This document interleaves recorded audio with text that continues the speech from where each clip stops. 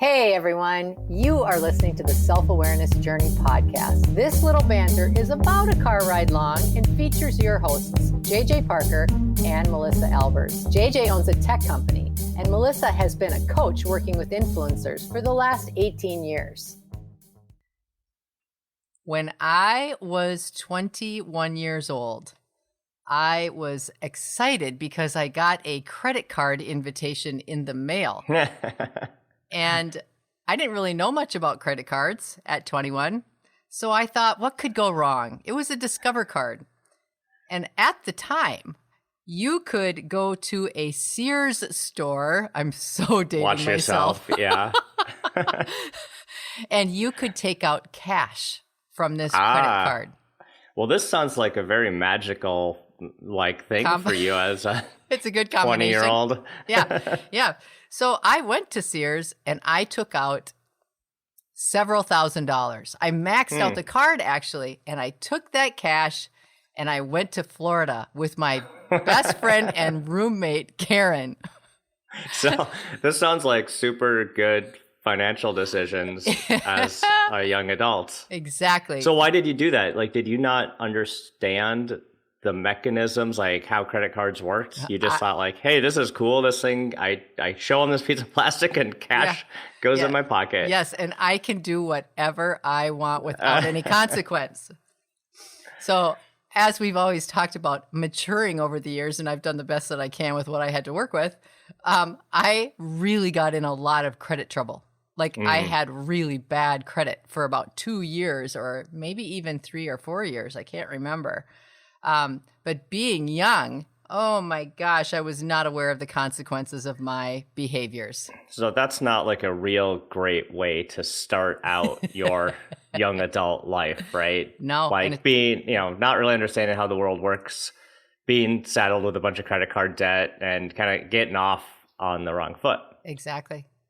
Well, we have a very special guest with us today Ta-da! to talk about that very subject.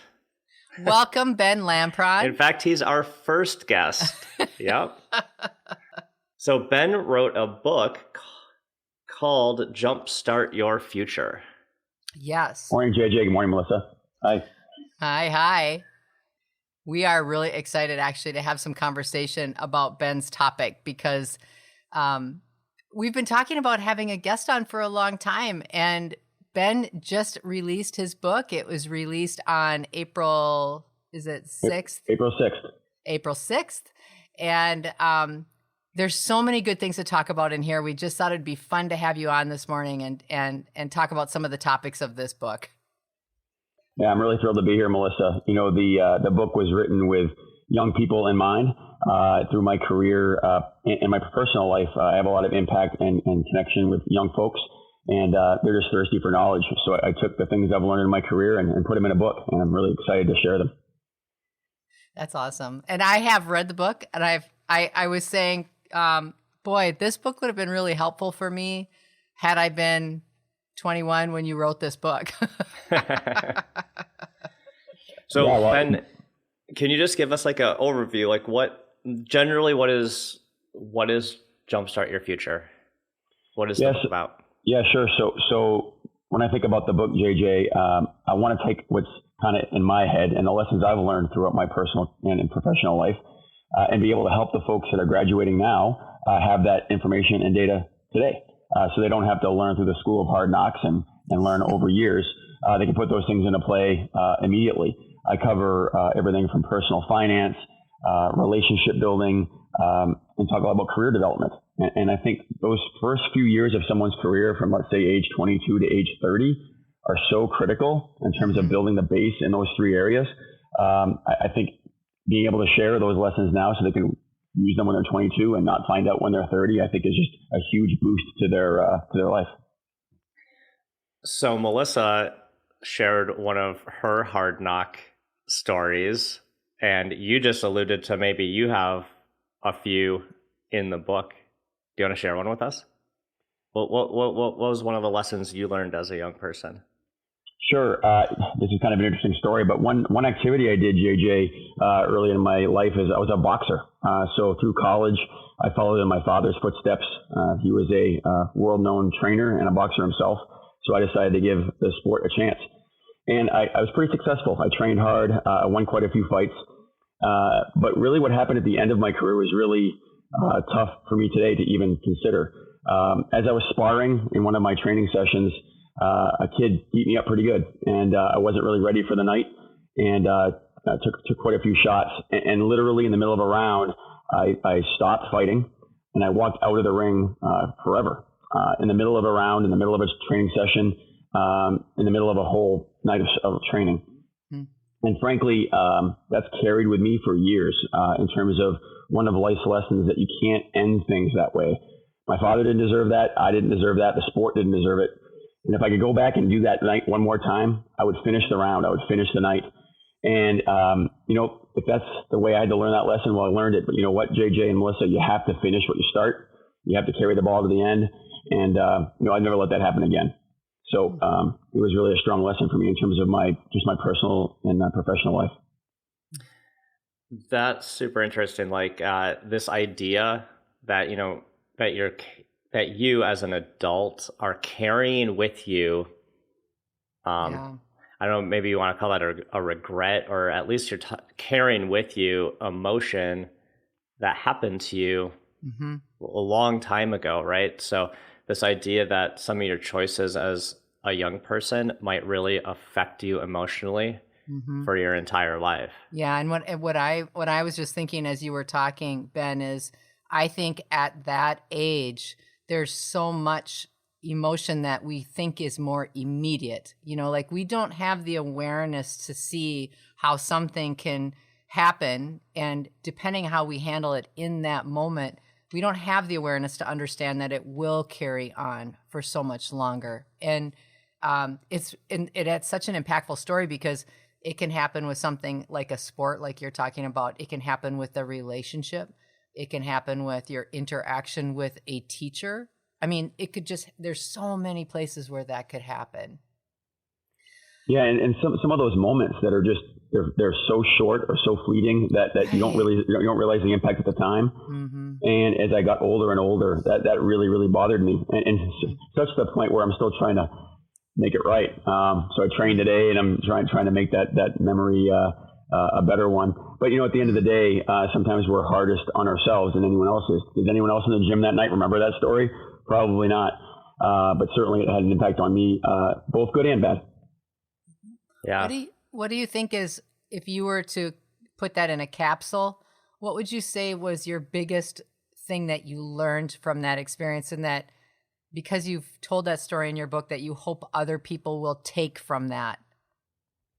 Yeah, and in fact, JJ mentioned the word regret, and I think the section of the book is called Regrets. You're going to have them. There's no question that we're going to do things in our lives that we wish we could do differently. I think you have to turn that into a positive. And what I've tried to do, Melissa, throughout my life is there have been specific times where I've wanted to jump ship or stop or bail or whatever, and I just haven't. I plow through. I get to the end because I don't want to have that happen again. So, I learned from it, and I think it's a real positive in my life. If I could interject a little piece right here, I have had a lot of experience with coaching and with therapy and things like that over the years. And if there are people listening to this podcast that have had something happen to them in their lives in which it was a very impactful, quick something that happened and they've regretted that, one of the really cool things that you can do is what you call reframing, where you actually picture yourself as an adult going to that person that you were at that age, as though it's the two of you having a conversation or in that experience, and being an adult and reframing what that person could do in that moment. It sounds crazy, but it's a super interesting way of being able to tell the story differently and what you would do differently, as though you're coaching someone else, and then be so happy and hug that young person and say that you understand. That's a really impactful thing. I've seen that have really amazing impact on people. So if there are people listening, that this is a great topic. This chapter of regrets is a really interesting topic. Thank you for talking about that. Ben, talk about some of the financial pieces. Like, how does being aware when you're younger, how do you think that that can change people's focus as they look at finances? Sure, Melissa. I think that when people are coming out of college or out of high school into the workplace, and they get that first big check, right? To them, it looks really, really significant. And it's really, really exciting.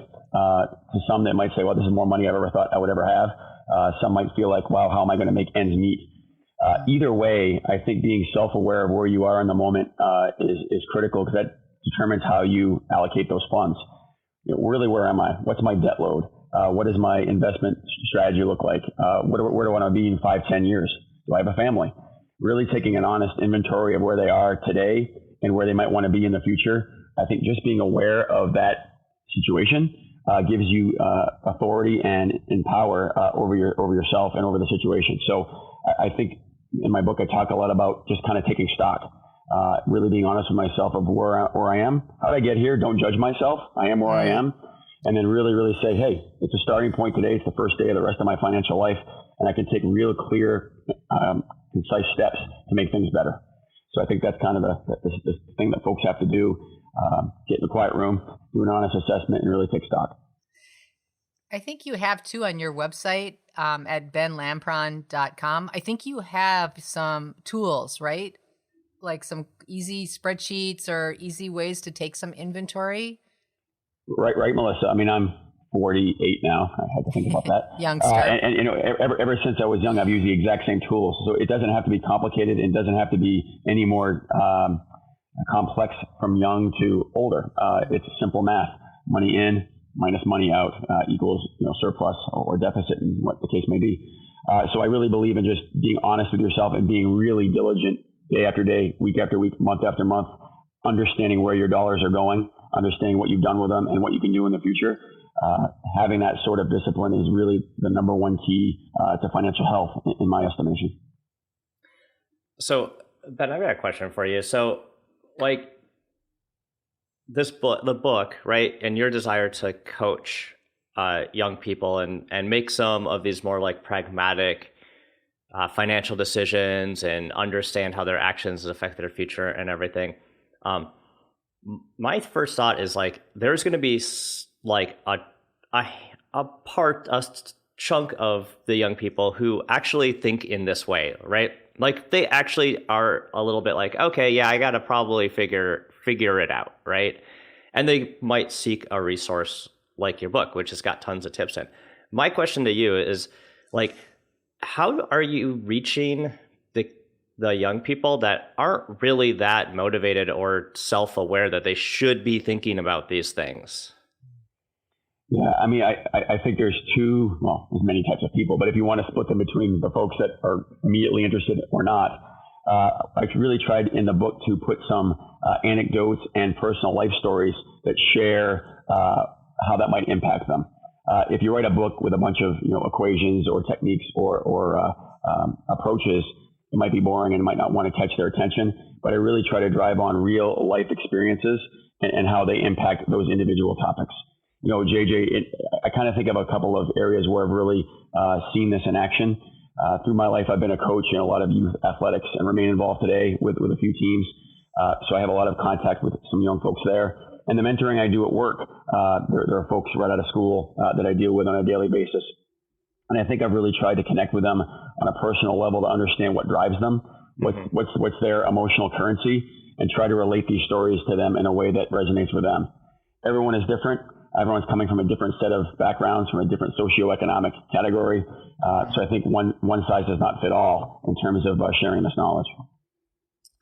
Yeah, sometimes when I even reflect back on my younger self, I didn't have that much self-awareness. I just felt like I was just like, I don't know, just making decisions and going without really Invincible. Stopping and thinking much, right? And, for some people that works out accidentally, like I, unthoughtfully started a company, when I was 19, and here we are. Probably good that I was fairly self-aware because I didn't know how stupid we were being.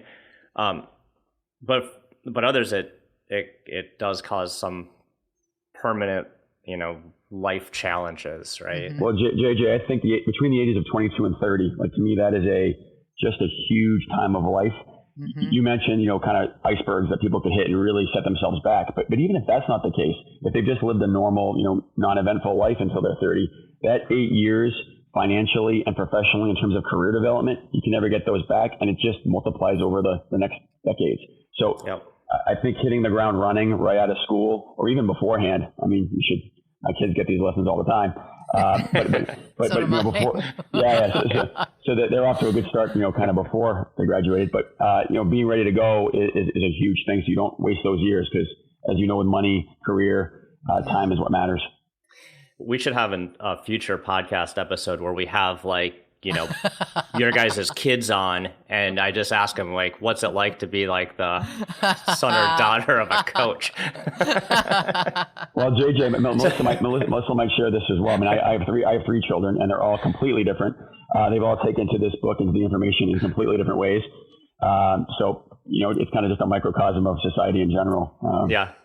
You know what I think it... go ahead, Melissa. I got one other thing that I thought was really interesting to talk about. Go ahead. Okay. I'm just going to jump right in because I was kind of excited about it. So you state that an observation you've made of young people today, that they're more homogeneous than before. And I thought that was a really interesting way. And what you're meaning by that is they watch the same stuff, they follow the same people on social media, they talk the same, and they're becoming clones of each other or something. They're all acting in a very similar way, and there's maybe fewer outliers to that very mainstream thing. Can you talk more about that? Because I thought that was really interesting. It's really kind of counterintuitive. You think about even in schools today that the amount of offerings they have in terms of classes and activities and clubs, way more than when I was a student, and the access to information online. You guys don't know about that, but just a lot of data and fast, quick, easy. So you think that would give you a bunch of different types of perspectives. But what I'm seeing is that because everyone is so connected, and everyone is literally can talk to anybody in the world at any one time, you don't even have regional differences anymore. People coming from Texas or California or Maine that used to have their own even dialects, frankly, that's kind of going away. And I feel like every time we meet new folks, their resumes look the same. Their presentation of their background is the same. Their experiences almost sound the same. So I feel like that people coming out of college need to find a way to break away from that, because the homogenous nature of their story is very, very interesting. Yeah. I think they're being impacted by, like you said, JJ, the same social media channels, the same folks, the same influencers. It's a phenomenon that I probably recognized 6 months ago, and I keep testing it, and it certainly seems to be a thing in 2021. What I think is fascinating about your perspective here is the world is not talking like that. The world is trying to microcosm groups and more into subcategories. Diversity and inclusion is a huge thing right now. And yet your idea is interesting, because what you're not saying that these groups are not diverse. What you're saying is they think the same way. So they may have different focuses, or they may have different idols, or they may have different things like that, but that they're all operating in this group think mentality. And I find that a very fascinating thing to be thinking about. That's a different, the thing is, it's in one way, when we think of diversity, a lot of times we're putting almost like physical or superficial label on it. It's where are you from? Maybe what color is your skin? That kind of stuff. But we're not talking about diversity in diversity of thought, right? Mm-hmm. Diversity of ways of looking at the world even, right? Mm-hmm. And that's what you're saying, Ben, is hey, the way people are thinking is becoming very similar to each other. So there's actually less diversity in thinking. Well, JJ, here's a small example. Think about when we were back in school. I would go to the local library in my hometown, pick up an encyclopedia, and research topics, right? It's an old school thought. But because I did that in my town, in my bookshelf, just the data I was getting was different. The way it was presented to me was different. And the librarian or my teacher, they were coming from a different background. Today, literally everyone's going to Wikipedia or whatever, the www. whatever, and they're getting the same information from the same source. It's really making everything the same, very vanilla. And when how are folks expressing themselves? We had to communicate and make telephone calls and those sorts of things. Today it's a 120 character tweet or something on Facebook, whatever. And even look at the words people are using online to communicate. Those are all the same. So I think it's very, very interesting that we're getting a lot of similarities in our candidates, and a lot of the thought processes of the people I meet are very, very similar. So I think it's in some ways a challenge, but in other ways it really allows folks who can differentiate themselves and bring a different thought process to the table to really set themselves apart. So there's good and bad here. Yeah, from a self-awareness perspective, I think that's really interesting because there is a human need to fit in and be part of the tribe, right? Yes. Yeah. Now, that certainly worked great from a survival perspective, living in the woods, right? But with all of the connection, when our tribe basically becomes the entire planet, that starts to make less sense, right? as a social interaction and things. So it does take self-awareness and certainly recognizing it and then developing a confidence to say, you know what, I'm not going to be like the tribe. I'm going to be different. I'm going to explore things that are different because I know that long-term it's probably better for me, right? But when you're a young person and you're day to day just trying to get your needs met, it's probably very easy to just slip into the tribe. Mm-hmm. Yeah, and I think, JJ, one thing from this is kind of a side topic. When you think about professional development of kids coming out of high school, I even think the high school's approaches are very similar, and there's kind of a one recipe. You got to go to a 4-year school. You got to go get a professional life. Yeah. Where there's tons of opportunity for trade schools, for manufacturing jobs right out of high school. Yep. Not everything fits every kid, and I think our schools could do a better job with that. So when you're drilled your whole life that you got to get a great SAT score, you got to go to a 4-year college, you kind of start thinking the same way. And I don't think that's fair to our kids. I think it's setting them up for failure. I've always been really curious about this. I wanted to know your perspective on it. Is that I've been observing some of my friends who've got kids that are in high school. Now, my kids are starting to get to high school, and it seems like there's more the timeline for picking what college you're going to, and thus kind of picking what career path you want is younger and younger, right? Starts in 9th grade now. That's crazy. Oh yeah, my oldest son is a 9th grader. I better go tell him he better figure it out. But I literally didn't know what college I was going to until I don't know, the last 3 weeks of my senior career. Now, I'm not a good student and now or something, maybe that was that's right bad. But I've always been how can you expect a 16 or 17-year-old to pick what their whole career might be? Yeah. At that age, they have such narrow worldview, right? Do you know what? I wanna interject in this because I am so with you on this. My husband is a biology professor at a college. When he was 16 years old, the guidance counselor at his high school told him, "You're not very smart. You should go to a trade school." That's what he said. You're not very smart. I'm not laughing. That's just such a ridiculous thing to say. Exactly right. Exactly right. There's so many things wrong with that statement. It makes trade schools seem bad.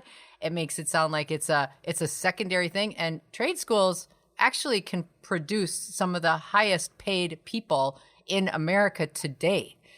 And people that are creative and interesting and so I'm so with you on that. I'm so with you on that. The other thing I think that it does is it discourages children from exploring their own creativity. It discourages children to feel confident and feel supported by the system, air quotes, to be something other than this little targeted thing that high schools are trying to prove themselves by sending people to. Yeah. Yeah, Melissa, one thing I didn't write about in the book, because I had to cut it off somewhere, but I wanted to put a whole chapter around searching for colleges. You think about the economic disaster that a lot of kids end up with when they go to a $70,000 a year school to study some degree that doesn't really get them a good job at the end. That's a huge, huge mistake. And I think that if you don't know what you're going to do in your career, going to a 2-year community college to figure it out or going to a trade school are absolutely viable options, not only economically, but just kind of emotionally. And I think, kids and parents being self-aware to help talk about where my student is in their life is just a huge, huge thing. And I think guidance counselors in high schools can do a better job there too. I mean, let's take each kid's individual passions and where they are and what can they afford and put them in a spot where they can succeed. Mm-hmm. Let's talk about the parents. Let's do it. Well, I feel anxious. Yeah. Now your kids are, this is for me. Okay. Well, when we're talking about, I'm kind of making an assumption, but like a lot of our listeners are probably more on the I have kids this age instead of I am a kid graduating high school. If you're a high school kid listening to our podcast, hit us up on Facebook. We'd love to know. But this idea that we want the best for our kids, right? We want them to be successful adults. We want to help them transition through these periods of their life. And as an adult though, and as a parent, I might have a lot of anxiety, a lot of worry. Are they making the right choices? We're making a big investment in college. What advice do you actually have as a parent to really recognize that anxiety and those feelings that might be coming up, and how you might be not intentionally, but applying some of that to these young adults? Yeah, JJ, the lesson I learned, and this was really late, actually. I probably didn't realize this until my oldest kid was a sophomore in high school or so. But I have 3 of them, 3 children, and they're all going to find their own path. I had this dream that they would all be, high school basketball stars and, captain of the whatever in this, and basically living my life, right? And that's not the way things go. Now they enjoyed basketball, I enjoyed coaching them, but my oldest found their way in politics. My middle son is really into cars, and my youngest daughter is in dance. I couldn't predict any of those things, but they've all enjoyed success in their own way. And I think we as parents have to take the pressure off ourselves that they're going to be X, Y, or Z. Just let them develop. Let them find their own way. They're their own human beings. And the other thing that I read this in a book somewhere, and once I started using it, really, really mattered. You just have to listen. Mm-hmm. All the kids want is for you to be in the room with them and be aware and have your antenna up, because they might just want you to sit there with them. They might just want you to hear what they're talking about their day. They might ignore you for a week, but boy, when they start talking, you just as a parent have to be there for them. Yeah. And that's the biggest gift we can give our kids. It isn't about getting them into the right school or getting to be the captain of the basketball team. It's about being there as their social backstop and being their mentor in that way. And once I figured that out, it felt a lot better to me as a parent, and I think I was able to connect to my kids in a much stronger way. I would great advice. It's absolutely fantastic. I'd also like to +1 what you just said, Ben.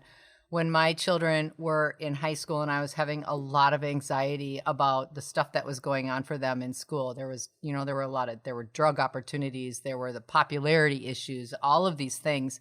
And I had a very good girlfriend of mine who was a few years ahead of me in the parenting experience. And she said something to me that I've never forgotten. She said, by the time your kids are early teens, your parenting is over. You've already taught them everything they're going to learn from you. What your job now is to stay consistent and be there. And I was really shocked by that. And what I have learned is not only was she right, but by the time they're 15 or 16 years old, they stop listening to you for social cues and personal cues. So you've given them this base, whatever it is. And now when they're choosing decisions, they are using their peer group. They're using their peer group and their base to make choices every single day. Not your influence, changing their thoughts isn't happening much anymore by that time. And that's interesting. And I that has helped me many, many times, because when my kids start to do something, even today as early 20-somethings, if they start to do something, I find myself kind of wanting to jump into that parenting seat, and I can feel in my body that awareness kicking over, just want to, stop that. And I try to every single time stop myself and just, well, ask a couple questions, but they're going to make the choices that they are going to make, and not Melissa, feeling overly responsible. My parents used to always tell me this kind of analogy that your parents are supposed to give your kids roots, and eventually they take off with their own wings, right? Yeah. And I think parenting, even over the past 20 years, has become more invasive, frankly. I mean, my parents, when I was 14, 15, I was kind of on my own. They let me go to school and let me do my own thing. They weren't hovering over me. Right. They weren't posting on Facebook every single time I got an A on a test, right? So I think I'm just as guilty of celebrating my kids as anybody, but I think that we need to take a kind of step back and let our kids blossom on their own. I think that's a lesson I learned along the way. Yeah. Well, this has been super fun conversation. We're pretty much out of time. That was about the fastest feeling podcast we've done. I have to ask one closing question. One more thing. One closing question. Ben, as you've written this book and you have hoped to offer guidance and support to young people as they're starting in the world and offering them some self-awareness tips and how to understand creating their own value, how do you think that value helps the world in your own perspective? What's the bridge? What's the point of them doing this stuff as it relates to their adult life? Melissa, it took me till age 40 or so to get to the point where I provided that value. I was very self-centered, trying to develop myself, find my way, create the future for myself. And I didn't really have all the tools. I had to kind of figure it out along the way. I think we're all intrinsically valuable. We want to be valuable. We want to have impact on folks, but we're so busy with our noisy heads and our busy schedules to allow that human nature to come out. I think that the things in this book, if you can kind of formulate a plan, get yourself to a stable place earlier than 40, let's say 30 or 25, the more quickly you can become that person in the world, that light for others to look up to. It really isn't about you. And really you can stop being so focused on yourself, so self-centered, and say, you know what, I have a lot to offer and I'm now stable enough, I can do that. So to me, it's all about time, Melissa. The quicker we can get to a place where we're comfortable and stable as adults, the earlier we can be a mentor to others, including young folks. So I think that's kind of the bridge. That's great. So the book is Jumpstart Your Future. You're Ben Lampron, Lamprom.com. Nope, Lampron. Lampron. Ben, where can they find your book? Where can they find your book? On Amazon. Yeah, you can find my book on Amazon. If you want to contact me or send me an email, you can reach me through my website, benlampron.com. There's a lot of information on the website. Thank you so much, Ben. Thank you. Yeah, JJ, Melissa, it's been a pleasure. Thank you. Have a great day. We hope that you've enjoyed today's episode. Our mission is to help people become happier and more effective by gaining insight into their own thoughts and feelings. We'd love your support. First, share this podcast with anyone you think might enjoy it. Second, leave us a rating or review on your favorite podcast site. This helps others discover the podcast so we can reach more people. And third, sign up for our newsletter at theselfawarenessjourney.com. This will help us communicate better with you and build our community. Thank you so much for joining us in the Self-Awareness Journey. We'll see you next week.